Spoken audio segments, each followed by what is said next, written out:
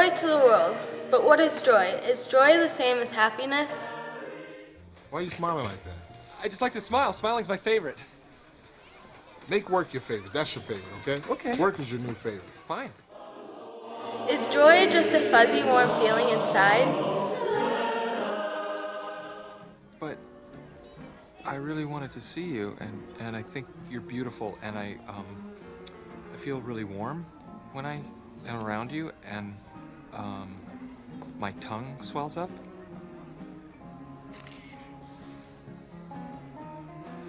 So, do you want to go eat food? Is joy a feeling of happiness that won't go away, even when things aren't going very well?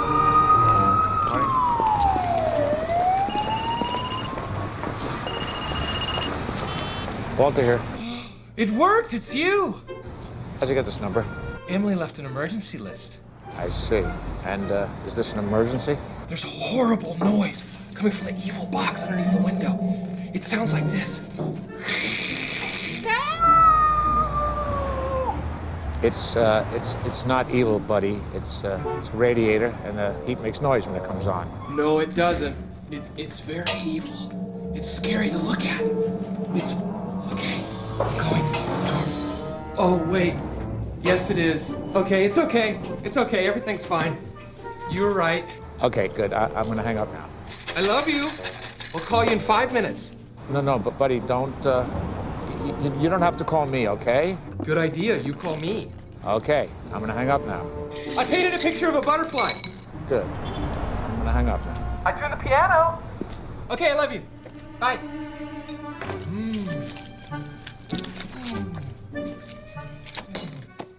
It turns out the Bible has a lot to say about joy. Most of the Old Testament references to joy result from experiences of God's deliverance and from people anticipating God saving them.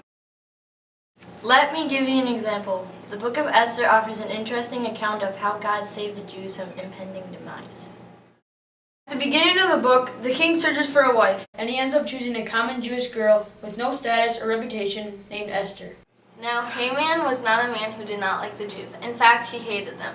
So Haman devised a plan to kill off the Jews, and he even managed to persuade the king to make a law that allowed Haman and his men to kill all the Jewish people on that specific day. Like Esther and her people, we sometimes find ourselves in situations that are anything but joyful. Sometimes things go wrong no matter how hard we try to make them right. Sometimes people get hurt, like in a car accident or from playing sports, and they have to work hard just to make a full recovery. Sometimes people get picked on, and suddenly, people they thought were friends have betrayed them. Suddenly they feel alone, vulnerable, and self-conscious. Sometimes people get sick for no reason at all, and they are left trying to regain health while also wondering why they were the ones to get sick. How do we have joy when the world seems to dish out misery and disappointment? Perhaps we can gain some insight from our friend, Buddy the Elf. Buddy has found it hard to fit in at the North Pole and has therefore decided to go to New York in search of his biological father. He encounters people who are rude and mean. He is rejected multiple times and he has a hard time even figuring out how to cross the street. Yet he remains joyful at all times. I think we should call security. Good idea. I like to whisper too. It's okay, Walter's my father. Well, your dad's busy right now. Okay, I'll come back later. Yeah, you know, you're not gonna come back for a while, okay? You're gonna go back to Santa Land. Okay. Yeah, why don't you go back to Gimbals?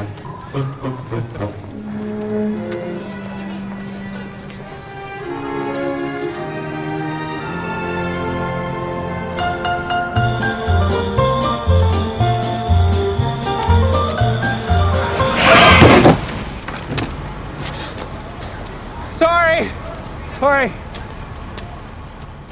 I think Buddy remains joyful because he knows he's on a mission. In the same way, we can find joy in knowing that we too are on a mission. God calls us to do God's work using the gifts and talents that God has given us. I think Buddy remains joyful because he grew up in the North Pole, where he was surrounded by joy. Being joyful is the only thing Buddy knows. Just like with Buddy, when we surround ourselves with people who live joy-filled lives, it becomes easier for us to experience and share joy in how we live our own lives.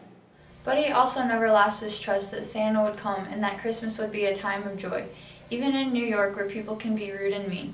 I believe that when we trust in God's ability to make all things good, we too can experience joy, even when things don't go well for us. It was only by the grace and providence of God that Esther was in a position to approach the king. Trusting in God, Esther risked her own life by asking the king to spare the Jewish people. The king was so impressed with Esther's beauty and courage that he responded, saying, You and your father may write to the Jews whatever you like in the name of the king, and seal the letters with the king's royal ring. Anything written in the name of the king and sealed with the king's royal ring can't be called back. So that was when the royal scribes were summoned, on the 23rd day of the 3rd month.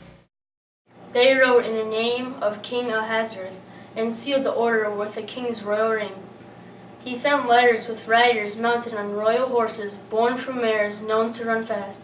The order allowed Jews in each town to join together and defend their lives. Since no one, including the king, could repeal a law declared by the king, an additional law was made which allowed the Jews to defend themselves on the day they were to be attacked. This did not guarantee that the Jews would be safe. It only allowed them legal grounds to fight back. But all the Jews were filled with joy upon hearing the new law. They were not afraid of losing.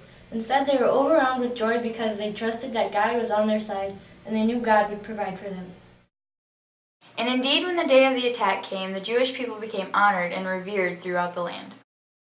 For the Jews, it was a day of light, happiness, joy, and honor. In every province and in every town, wherever the king's order and his law arrived, for the Jews it was a day of happiness and joy. For them it meant feast and holiday, and many people in the land became Jews themselves. In this season of Advent, we too can experience and share joy with how we live our lives. Just as Buddy trusted Santa would come and Esther trusted God would provide a way, we too can trust that God will come again to restore the earth to the way God intended to be, a joyful earth. The angels of the Lord proclaimed, Behold, I bring you good news of great joy, for to you is born this day a Savior, who is Christ the Lord. Let us remember with joy that Christ has already come. And let us look forward with joyful anticipation to the day when our Savior returns to us with more splendor and joy than any Christmas we could possibly imagine.